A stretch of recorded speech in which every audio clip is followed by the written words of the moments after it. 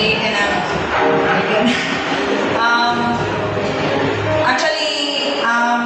honestly, I am just a visitor in this church.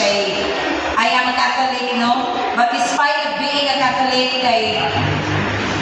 since na minimum ako sa Christian na family, so I am so grateful na introduce ko din na church because since I started attending kanang services here, kanang maayo kayo ang mga tao, maayo kayo sila sa family nila ni Mama, and they extended their kanang pagkamaayo sa akua. So welcome kayo to the church, and I am so grateful for the pastors here. And this day, I would like to sorry kayo ha,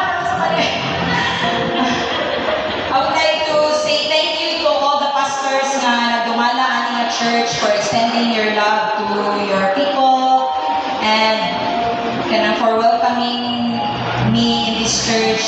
And to Ma'am Joy, who is not around, can we extend my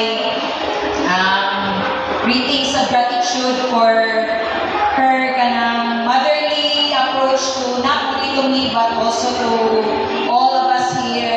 And I feel so na-feel sa nako na kanang moral sa dugog anak ni Ma'am Joy kayo. Through also aning sa pag-attend aning church na makabuild ko relationship nila sa church and also ni Ma'am Joy. So thank you for welcoming